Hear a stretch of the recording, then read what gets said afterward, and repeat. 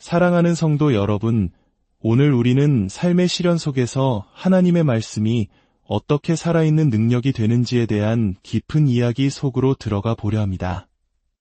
때로는 우리가 모든 것을 올바르게 하고 있다고 믿는데도 왜 기도가 응답되지 않는 것처럼 느껴질까요? 왜 믿음의 선포가 공허한 메아리처럼 들릴 때가 있을까요? 오늘 그 해답의 실마리를 찾아가는 여정에 여러분을 초대합니다. 이 은혜로운 말씀이 더 많은 이들에게 전달되어 그들의 삶에도 빛과 소망이 될 수 있도록 구독과 좋아요로 하나님의 사역에 동참해 주시길 부탁드립니다. 여러분의 작은 나눔이 누군가에게는 절실한 희망의 메시지가 될 수 있습니다. 주님의 이름으로 여러분 모두를 축복합니다. 아멘. 자, 그럼 우리의 이야기를 시작하겠습니다. 오늘 우리가 함께 나눌 말씀은 요한복음 14장과 잠언 4장입니다. 주님께서는 제게 하나님의 나라가 어떻게 운행되는지 그 왕국의 과정에 대해 계속해서 연구하고 여러분과 나누라고 하셨습니다. 이 왕국의 과정은 한번 활성화되면 반드시 결과를 가져옵니다. 이것은 우연이나 운에 맡겨진 것이 아닙니다. 빛의 왕국이든 어둠의 왕국이든 이 과정 자체는 결코 변하지 않습니다. 과정은 바꿀 수 없지만 우리는 그 안에 담는 말씀을 바꿀 수 있습니다. 우리가 사는 이 세상은 말씀에 의해 지배되는 우주입니다. 태초에 하나님께서 천지를 창조하셨습니다. 그리고 하나님께서 말씀하시길 빛이 있으라 하시니 빛이 있었습니다. 여기서 잠시 생각해 보아야 합니다. 하나님께서 말씀하신 이 빛은 과연 어떤 빛이었을까요? 우리가 아는 태양은 창조 넷째 날에 만들어졌습니다. 그렇다면 첫째 날의 빛은 태양빛이 아니었습니다. 그것은 바로 빛의 에너지, 하나님의 영광의 빛이었습니다. 이것은 매우 중요한 정보입니다. 하나님은 빛이시라 그에게는 어둠이 조금도 없으시니라는 이 말씀을 여러분의 믿음이 굳건히 서는 반석의 기초로 삼으시길 바랍니다. 이제 제가 겪었던 한 가지 경험을 나누고 싶습니다. 몇 해 전 저는 고성능 제트기 조종사 자격을 유지하기 위해 매년 받아야 하는 집중 훈련에 참가하고 있었습니다. 이 훈련은 교실 수업도 있지만 대부분은 시뮬레이터 안에서 이루어집니다. 이 시뮬레이터는 단순히 비행기를 흉내내는 장치가 아닙니다. 실제 비행기와 너무나 똑같아서 미국 항공등록부에 실제 항공기로 등록될 정도입니다. 비행 중에 일어날 수 있는 모든 알려진 비상 상황을 재현할 수 있고 심지어 만약 이렇게 하면 어떻게 될까 하는 미지의 상황까지도 실험해 볼 수 있습니다. 그만큼 시뮬레이터 훈련은 엄청난 압박감을 동반합니다. 실제 신체 검사 유효기간이 지나면 실제 비행기는 물론이고 이 시뮬레이터조차 조종할 수 없습니다. 현실의 공항이 폐쇄되면 시뮬레이터 속의 공항도 똑같이 폐쇄됩니다. 즉, 시뮬레이터에 들어가는 순간 당신은 더 이상 안전한 방 안의 상자 속에 있는 것이 아니라 실제 비행기 조종석에 앉아 있는 것입니다. 그리고 온갖 문제들이 터지기 시작하면 그 압박감은 상상을 초월합니다. 훈련 첫날 아침이었습니다. 몸이 으슬으슬하고 좋지 않았지만 저는 주님, 감사합니다. 예수님의 이름으로 치유되었음을 믿습니다. 라고 기도하며 수업에 들어갔습니다. 하루 종일 성경 말씀을 암송하며 증상과 싸웠습니다. 예수께서 채찍에 맞음으로 나는 나음을 입었도다. 계속해서 선포했습니다. 증상이 조금 가라앉는 듯했지만 제가 말씀을 통해 증상을 이기는 것이 아니라 오히려 증상이 저를 압도하고 있다는 느낌을 지울 수 없었습니다. 여러분도 이런 경험이 있으실 겁니다. 다음 날 아침 증상은 더욱 심해졌습니다. 저는 더 바빠졌습니다. 훈련 일정을 소화해야 했습니다. 저는 더 큰 소리로 더 많은 치유의 말씀을 암송하며 시뮬레이터를 조종했습니다. 하지만 수요일쯤 되자 저는 독감 증상이 제 육체에 완전히 달라붙었다는 것을 인정할 수밖에 없었습니다. 이 육체는 제 것이 아닙니다. 예수님께서 피값으로 사신 것이며 저는 이 몸을 하나님께 산 제물로 드렸습니다. 이것이 저의 살아있는 희생 제사입니다. 아멘. 그날 밤 저는 잠자리에 누워 제 안에 글로리아의 치유 설교 음성을 틀어놓고 잠이 들었습니다. 다음 날 아침에는 기분이 상쾌했습니다. 하나님께 영광이라고 외쳤죠. 하지만 오후가 되자 증상은 다시 저를 짓누르기 시작했습니다. 밤에는 치유 설교를 듣고 낮에는 바쁜 훈련 일정을 소화하고 저는 정말 바쁜 사람이었습니다. 24시간 일할 수는 없지만 악한 영은 24시간 활동할 수 있습니다. 금요일 오후 마지막 훈련 세션이 되었습니다.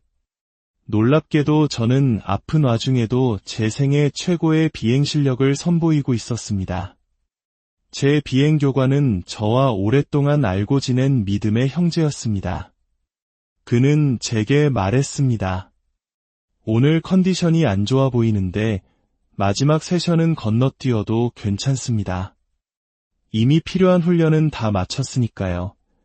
하지만 저는 그 제안을 거절했습니다. 아닙니다. 저는 절대 이까지 증상에 굴복하지 않을 겁니다. 설령이 시뮬레이터를 추락시키는 한이 있더라도 포기하지 않겠습니다. 성경은 그가 채찍에 맞음으로 우리가 나음을 입었도다 라고 말씀하셨지 어느 정도 나음을 입었다고 하지 않았습니다. 내 몸이 어떻게 느끼든 상관없이 저는 치유받은 사람입니다. 아니요, 형제님. 저는 이 훈련을 완수하겠습니다.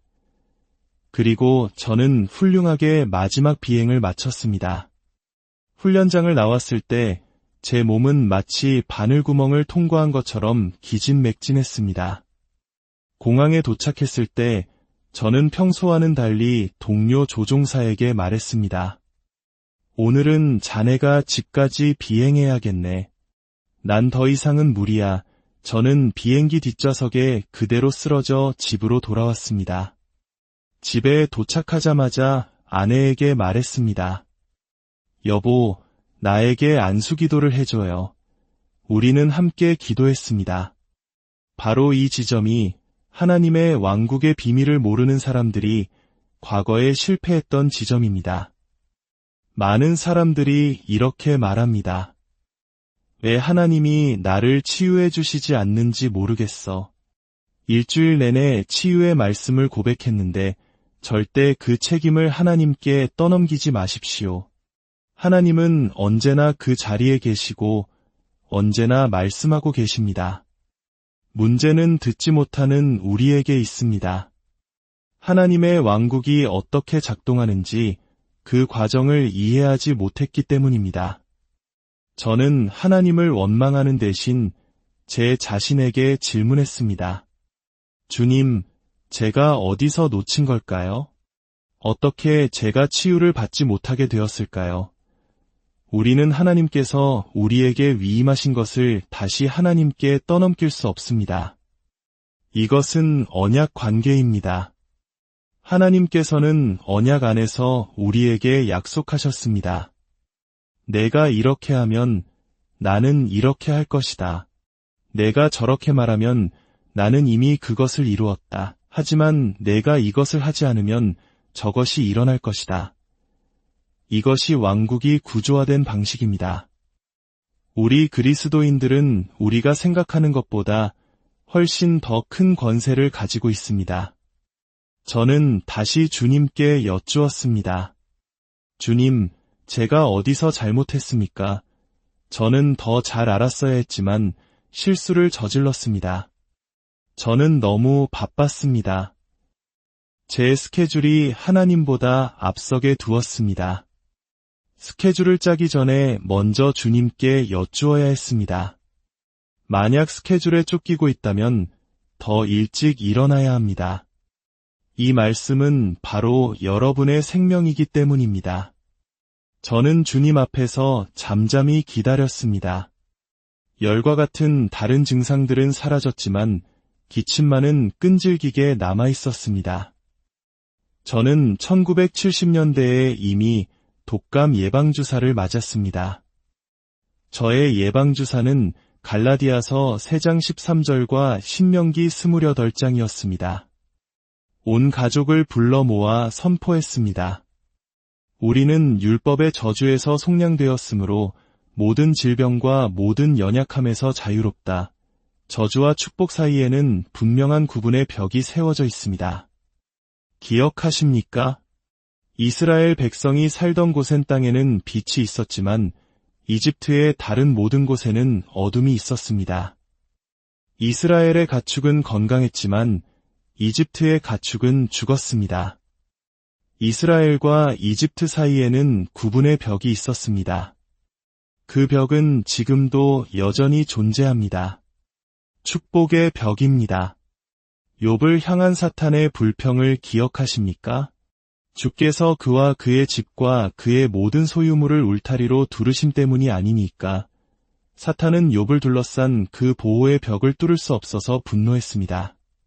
그래서 저는 주님께 여쭈었습니다. 무슨 일이 일어나고 있는 것입니까? 저는 그 이유를 알아야만 했습니다. 조용히 주님의 음성을 기다렸습니다. 그때 주님께서 제게 말씀하셨습니다. 케네스야, 내 말이 내 모든 육체에 약이 된다고 한 것을 기억하느냐? 저는 네, 주님이라고 대답하고 잠언 4장으로 돌아갔습니다. 내 아들아, 내 말에 주의하며 내가 말하는 것에 내 귀를 기울이라. 그것을 내 눈에서 떠나게 하지 말며 내 마음 속에 지키라. 대저 그것은 얻는 자에게 생명이 되며 그의 온 육체의 건강이 됨이니라. 주님께서 제 마음 속에 말씀하셨습니다. 보아라, 내 눈에서 떠나게 하지 말라고 되어 있지 않느냐. 너는 그동안 치유의 말씀들을 기억에 의존해서 암송하기만 했다. 너는 시간을 내어 그 말씀들을 내 눈으로 먹이지 않았다. 너는 너무 바빴다. 하나님의 말씀은 우리 영의 양식입니다. 요한복음 6장 63절에서 예수님은 말씀하셨습니다. 살리는 것은 영이니 육은 무익하니라. 내가 너희에게 이른 말은 영이요 생명이라. 우리의 육체는 영적인 생명 없이는 살 수 없습니다. 육체는 스스로 생명을 생산할 수 없으며 생명을 받아야만 합니다. 그리고 주님의 말씀이 바로 그 영이요 생명입니다. 주님께서 제게 이렇게 비유하셨습니다. 케네스야, 감자를 먹었던 기억은 그 누구에게도 영양분을 공급하지 못한단다. 우리는 감자의 모양, 맛, 냄새를 기억할 수 있습니다. 하지만 영양분을 얻기 위해서는 실제로 한 입 빼어 물어 우리 몸의 시스템 안으로 들여보내야만 합니다. 영적인 양식도 마찬가지입니다. 주님의 말씀은 영이요 생명이며 그것을 찾는 자에게 생명이 되고 모든 육체의 건강이 됩니다. 인간은 하나님의 형상대로 창조된 통합적인 시스템입니다. 우리는 영, 혼, 육으로 이루어져 있습니다. 이 세 가지는 서로 긴밀하게 연결되어 함께 작동합니다. 누가복음 11장 34절에서 예수님은 말씀하십니다. 내 몸의 등불은 눈이라. 그러므로 내 눈이 성하면 온 몸이 밝을 것이요. 여기서 눈은 우리 혼의 관문입니다. 말씀을 눈으로 읽을 때 그 생명의 빛이 우리 혼을 통해 온 몸으로 퍼져나가는 것입니다. 하나님의 말씀의 입구는 빛을 가져옵니다. 저는 주님의 말씀을 듣고 깨달았습니다. 저는 말씀을 그저 머리로만 기억하고 입으로만 선포했습니다. 가장 중요한 과정, 즉 눈으로 말씀을 먹는 과정을 소홀히 했던 것입니다. 저는 제 혼에게 영적인 양식을 공급하는 대신 굶주리게 만들고 있었습니다. 제 혼은 치유의 기억을 먹고 살 수는 없었습니다. 이 깨달음을 얻은 후 저는 순종하기 시작했습니다. 집으로 돌아와 성경을 펴고 치유에 관한 모든 구절들을 제 눈으로 읽기 시작했습니다. 소리내어 읽었습니다. 제 눈이 말씀을 보고 제 귀가 그 말씀을 듣고 제 입이 그 말씀을 선포하게 했습니다. 저는 더 이상 설교를 준비하기 위해서가 아니라 제 영혼을 살리기 위해 말씀을 먹기 시작했습니다. 저는 수많은 치유 구절들을 훑어보았지만 유독 한 구절이 제 마음속에서 계속해서 커져갔습니다. 바로 출애굽기 23장 25절입니다. 내 하나님 여호와를 섬기라. 그리하면 여호와가 너희의 양식과 물의 복을 내리고 너희 중에서 병을 제하리니 내가 너의 날수를 채우리라. 이 구절이 제 안에 뿌리를 내리기 시작했습니다. 식사 기도를 할 때마다 이 말씀이 흘러나왔습니다. 주님, 이 식탁에 주님의 축복이 임재합니다. 주께서 우리의 빵과 물을 축복하셨습니다. 이 음식은 하나님의 말씀과 기도와 감사로 거룩해졌습니다. 주께서 우리 가운데서 질병을 제거하셨습니다. 제가 그 말씀을 더 많이 먹고 더 크게 읽고 제 귀로 더 많이 들을수록 놀라운 일이 일어났습니다. 끈질기게 저를 괴롭히던 기침 증상이 사라졌습니다. 완전히 사라졌습니다. 며칠 후 아내와 제가 잠자리에 들었을 때 우리 둘 다 다시 기침을 하기 시작했습니다. 하지만 이번에는 달랐습니다. 저는 즉시 일어나 제 성경을 가져왔습니다. 그리고 치유에 관한 구절들을 소리내어 읽기 시작했습니다. 그는 율법의 저주 아래 있는 모든 질병과 연약함에서 우리를 속량하셨다. 그는 그의 말씀을 보내어 그들을 고치셨다. 약 30분 정도 말씀을 선포하자 모든 증상이 다시 사라졌습니다. 다음 날 밤 같은 일이 반복되었습니다. 하지만 이번에는 성경을 가지러 갈 필요도 없었습니다. 제 침대 옆에 이미 준비되어 있었습니다. 저는 다시 말씀을 읽었고 이번에는 단 30초 만에 모든 증상이 사라졌습니다. 할렐루야. 며칠이 걸리던 것이 30분으로 그리고 30초로 줄어든 비결이 무엇이었을까요? 며칠 동안 순종하며 하나님의 말씀을 먹는 동안 제 영적인 면역체계가 강력하게 세워졌던 것입니다. 사람의 영은 그의 병을 능히 이기려니와 잘 먹어서 강해진 제 영이 일어섰을 때 30초는 그 증상들이 견딜 수 있는 시간보다 훨씬 길었습니다. 이것이 바로 왕국의 과정입니다. 이것이 우리가 살아야 할 방식입니다. 우리는 이 말씀을 먹고 살아야 합니다. 저는 계속해서 출애굽기 23장 25절 말씀을 제 눈에 담고 소리내어 읽었습니다. 하루에도 몇 번씩 스마트폰의 성경 앱을 켜서 그 구절을 읽었습니다. 그러던 어느 날 제가 그 말씀을 다시 한번 선포했을 때 제 선택이 아닌 제 영의 깊은 곳에서부터 어떤 말이 포효하듯 터져나왔습니다. 나는 내 평생에 다시는 아프지 않을 것이다. 왜냐고요? 질병이 이미 내 가운데서 제거되었기 때문입니다. 할렐루야. 그 순간 저는 그 말씀을 찾았던 것입니다. 그것은 제 안에서 생명력이 되어 터져나왔습니다. 제 영의 풍성함에서 제 입이 말했던 것입니다. 그리고 내 안에 거하시는 아버지께서 그 일을 행하십니다. 지금도 그 일은 진행 중입니다. 하나님의 말씀이 제 안에서 일하고 있습니다. 나무가 들을 수 있습니까? 네, 예수님께서 저주하신 무화과나무가 그 증거입니다. 열병이 들을 수 있습니까?